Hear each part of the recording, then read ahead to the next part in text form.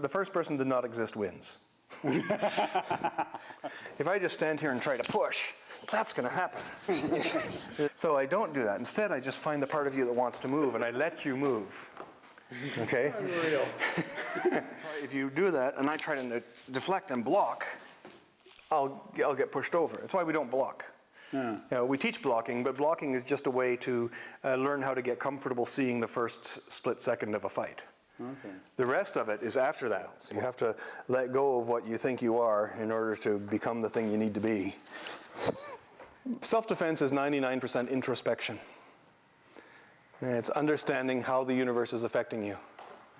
And relating that and saying, okay, does it have to affect me that way? What other ways can it affect me? You know, if you can read your own mind, if you can have loving kindness towards yourself, then you expand that to include, you know, the other person. And sometimes that means the fight doesn't happen, and sometimes that means you have to punch him really hard a few times before you can go on. But usually it means that at least you are calm in dealing with it, however you deal with it, including your mistakes. You know, if you make a mistake, you know, the first rule of martial arts, don't beat yourself up.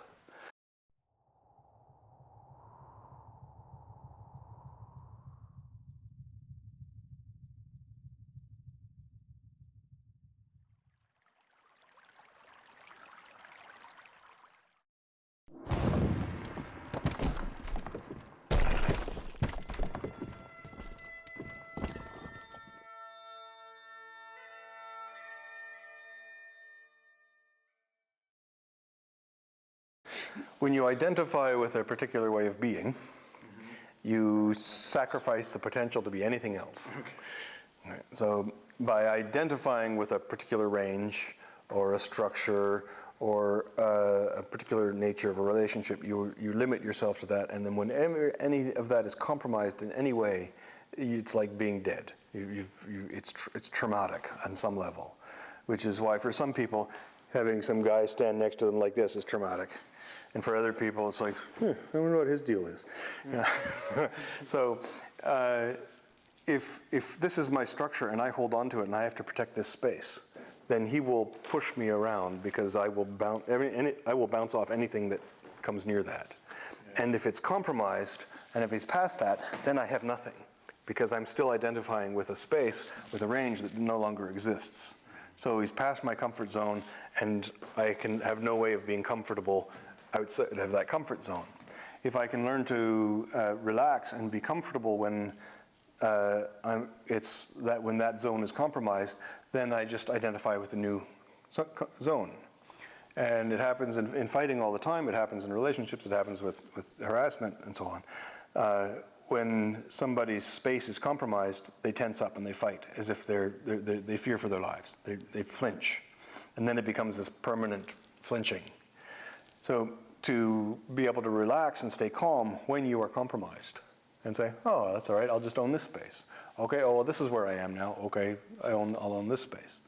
You know, and the farther you can be comfortable, the more flexibility you have to define your space. But if you attach yourself to a space, then you can't do it. Basically, your mind gets moved. You lose the ability to flow through the universe. Okay. So the immovable mind is the one that is not distracted by external shapes and by dimensions. So if people identify with being rich or identify with being poor or by being masculine or feminine or the teacher or the student or the ruler or the slave, you know, they identify with those things, and whenever that is compromised, they lose it. Even when people who are usually in a weak or vulnerable position, even when they become powerful, it becomes traumatic for them because they're outside their comfort zone. They don't know how to, some people don't know how to have money, don't know how to have power, don't know how to be in that position. And it's okay to not know, it's just not such a good idea to be attached. So if you don't know, but you're not attached one way or another, then you can adapt, or you can fake it, and you can say, well, maybe I'll do a bad job, that doesn't bother me. So when I create this, as soon as I try to push him or create I create a conflict between the way the world is and the way I think I want it to be, or the way I'm afraid of it being. And so if I try to push him, he's connected to the ground. If I don't try to push him, I just be comfortable, and I say, how can I be comfortable while we're here? And then I can listen to him, and I can, how can I be comfortable over there? We're going to find the part of him that wants to move. Okay. So if I try to push him, he'll neutralize, he'll bounce back, because I've created a clearly defined identity, and he can see that and move it. But if I have no clearly defined identity, then what I do is I feel him move, and he moves.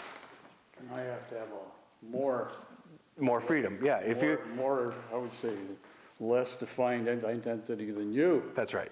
So, is that the song they talk about? Yeah, the first person did not exist wins. Meaning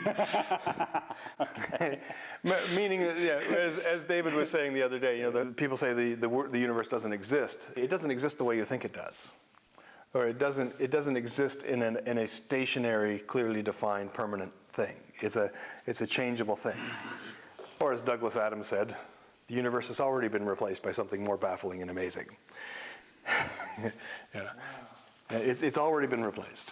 So from here, if I'm thinking about myself and I'm thinking about you and I'm fighting with this, I've got this conflict, then I'll get pushed. And the same with when we're punching, if we're striking, if I'm attached to this or that, I'm always going to be somewhere in something that no longer exists. I'm going to be in the wrong universe. I'm going to be attached to it, thinking that it exists, but it doesn't anymore. Like when I throw a punch, I'm still throwing a punch at your face, but why? Because that was a long time ago. Mm-hmm. Okay. So, but if the universe is changing, then I flow through. Okay? So you accept the fact that the universe is not going to be the way it is. You accept the fact that it doesn't exist from one moment to the next. It's not a permanent thing. If there's something has a beginning, it has an end. And usually, and in a fight, the beginning and the end are pretty much the same thing. As soon as you start to throw a punch, the universe changes. So you have to be adaptive to the changes. Because if I just stand here and try to push you, if I just stand here and try to push, that's going to happen. Because you're 9 years of Janzhuang, you're there, you've, karate for years before that, and, chiropractic, strong like bull, smart like streetcar. So if I try to push you, I create these two conflicting identities. Right. Okay? And I have to create something for you to fight against in order to fight against you. And then you have that target. So I don't do that. Instead, I just find the part of you that wants to move, and I let you move. Okay? Unreal. So fast.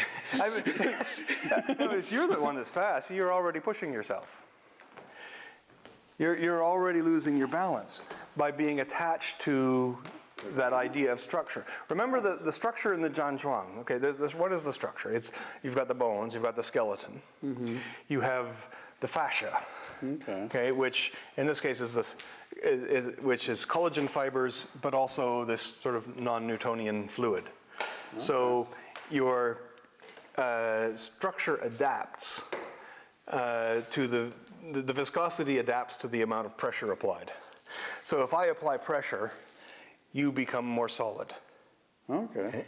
If I connect to the collagen fibers instead, and I change the shape of those collagen fibers, then it moves like bending a geodesic dome. From here, there. If you do what you were just doing, and I resist against it, you'll push me. Yeah. If you do that, and I try to deflect and block, I'll get pushed over. That's why we don't block. Yeah. We teach blocking, but blocking is just a way to learn how to get comfortable seeing the first split second of a fight. Okay. The rest of it is after that point, after you make contact. If you block a punch, you're still blocking. Okay? So as soon as you block, if you think of the block as a thing, then you get stuck in that. But if you think of a block as just a learning exercise, it's a way of educating you about the transitions. Okay? It's a way of educating yourself about that part of the energy. It's like a road on a map. Okay? So it's not a destination. This is just there's Okay, so I'm not, okay, watch out for that coffee. I'm not trying to make an event happen. I'm just trying to navigate the scenery. Okay? So I don't attach myself to a particular structure. Right? I feel the connections and the lines. I see the lines on the map, and I move depending on where I am relative to you and where you are. But that's always changing. Okay. So you have to engage the Heisenberg compensators, and then you can teleport anywhere you want. If you push, and I allow myself to move. So Adam Chan wrote a little blog recently about the combative mindset, the fighting mindset. People think it's the eye of the tiger thing. No, it's about being empty and relaxed and being able to be comfortable. Okay? So I could think about punching you in the chin. Right. But if I do that, you're going to adapt. If I don't think about punching you in the chin, You will. that's right. Yes. Don't think about what? About punching. Oh, no, you got it. That. Boom. See? That's right. So this continuity that has to be there. Martial arts, traditional martial arts, are limited because people only go to a certain point. They don't take form to formlessness. They learn about the form, and then they learn what it means, then they have form with meaning, and they think that that's enough. And some people get to the point where they have no form and just meaning. And that's progress. That's sort of where people get to when they're a natural fighter. But to get to no form, no meaning again means that there is no fight, really.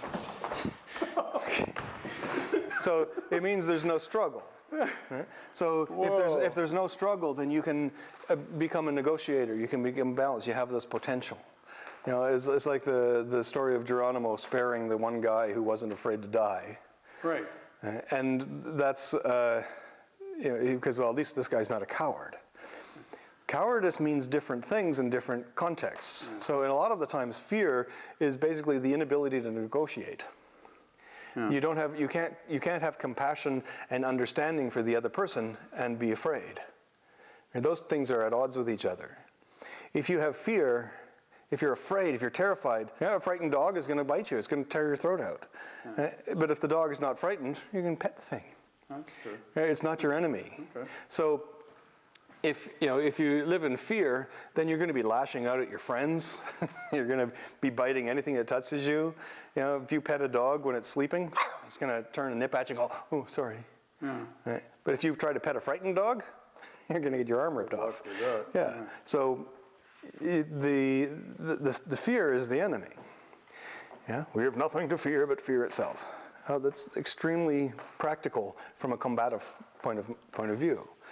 So if your opponent is 100 times better than you, you still have a 1 chance in 100 of beating them, unless you're afraid, in which case you've lost already. But if I find the part of you that wants to move and lose its balance, then I let it. Okay? If I think, oh, here's this enemy out here that I have to fight against, then that's going to happen. And I'm always going to be going like this rather than, hey, look, it's the universe. Oh, it's moving. And I change. So that way, the mistake that people make is that they identify with a thing, with a way of being. Okay. Right? But if you learn eventually to identify with the experience, you're the experience of your life. And that's progress. If you can identify more with the awareness of the experience of the thing, then you are awareness. And with awareness, you can move and change and adapt appropriately. Right. If you're living in fear, or if you're fighting in fear, then you are only the thing that you're holding on to. Okay. And you cannot be anything else. You have to let go of what you think you are in order to become the thing you need to be.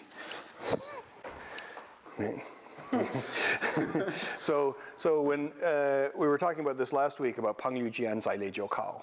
So Pang Liu Jian Zai Lei Jiu Kao, we often think people think of boing, roll, squeeze, push, pull down, elbow, shoulder, rend, and so on. And people think that these are techniques. They're not techniques. Pang Liu Jian An are your connection to the earth and your alignment with the world around you. Zai Lei Jiu Kao are the things that happen to the other person. And you can think of them as techniques. I can think of Tai as pulling you out of your center. But I can also think of Tai as allowing you to be uprooted. That's Tai. Okay? So it's not doing something to you, it's what happens to you. Okay? And then Lie, which is rending or sideways energy, from a technical point of view, I can think of it as that, Lie. That's the technique, Lie. Yeah, okay. But in fact, Lie is allowing you to move to the side. Okay? So if you create pressure, it's a controlled blast. I let you go. Okay. I don't make you go over there. And Zhou, we think of as elbow strike. So I'm striking with my elbow. But Zhou is, in this case, it's something that happens when the flaw happens, when punching, when this round shape, the structure falls apart and I end up folding and have to go with my elbows. But Zhou is also when I cause you to fold, when you lose this structure. So when you collapse, I'm basically trapping you. That's Zhou. So you're trapped and you have to come at it with your knees or your elbows. And Kao, people say, is against, or shoulder strike. So they think it's this, or it's a hip throw when you throw your hip in. But in fact, Kao is when you are leaning against me. So if you are bracing like that, that's Kao, that's fine. And then I can use that against you. Okay. Or if I'm doing a hip throw, from here I come in, I'm not doing, this is not Kao. I'm trying to do Kao, that's doing a thing. But if you are on top of me, then the hip throw works. Okay? So the hip throw depends on you balancing on my center. So from here, if I get in like this, there, he's doing Kao. He's leaning on me. That's Kao. So Kao in this case is that. There. So, but he was the Kao part. I can do the technique, for instance. I can do Pang. And if I think about Pang as something that I do that combats with him, then I go Pang like that. I bounce him. But if I just be Pang, then he floats on me. I just allow him to bounce. I don't make him bounce. Combine that with good leverage and proper structure and so on, and he'll do that. Lui, you can think of Lui rolling as mine neutralizing his pressure, or you can think of it as him being neutralized. Those are two very different ways of looking at something that is not really the same result. Okay? And Ji, I can think of it as cramming into his center, or I can think of it as him being compressed into his center. That's Ji, or focused on a single point. So I can think of the punch as me punching him in the chest, or I can think of it as his chest imploding. Yeah, charming. Anyway, the strategy, being able to see those two sides, it helps you to understand yin and yang a little better. And really that's what it comes down to, the high level of skill. The reason why, because they don't understand yin and yang. And people think that it's, yin and yang means they're yang, so I'm yin, or they're yin, so I'm yang. In fact, understanding yin and yang is more about understanding the relationship between yin and yang with you inside, and understanding the balance of yin and yang inside them, and then seeing how your balance affects their balance, rather than thinking of, oh, I'm going to be yang, and he's not yin, so therefore I win. Well, if you're yang and he's yang, then whoever is most yang wins. And whoever has the best balance and best harmony is more yang relative to the rest of the universe. So it's effortless. So this idea of thinking that the combative mindset is having to fight against the other person. It's not, the fighting mindset is not fighting. Is being calm and relaxed and being able to adapt and change, and do that in the face of a conflict or in the prevention of it.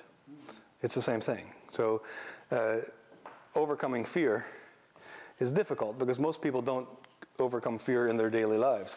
They're carrying around fear all the time. Me, I have fear of looking at my bank account.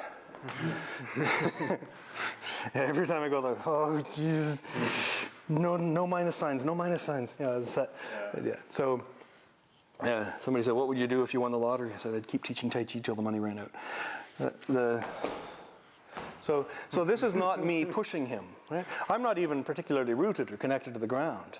I'm downright lazy when I get to this point. Right? And so he just moves. Right? He doesn't move because I push him. He moves because I find the part of him that wants to go that way and I let him. Okay? So Yeah, so there is no enemy. That's what it means. And now he's just moving around randomly. I don't even have to let him move. He moves all by himself.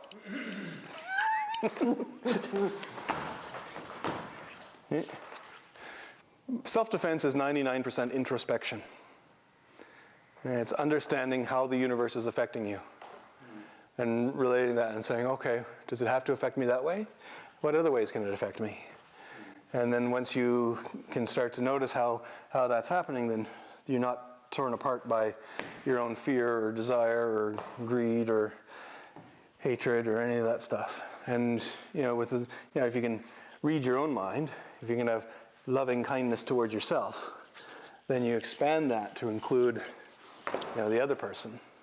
And sometimes that means the fight doesn't happen, and sometimes that means you have to punch him really hard a few times before you can go on. But usually it means that at least you are calm in dealing with it, however you deal with it, including your mistakes. If you make a mistake, the first rule of martial arts, don't beat yourself up. So if you make a mistake, do you move on and try to find a way to be comfortable in that universe where you're known by everybody you respect as a screw-up? Or do you continue to beat yourself up long after they've forgotten about it? Which is what most of us do, especially people who get into martial arts because we want to feel more secure about ourselves.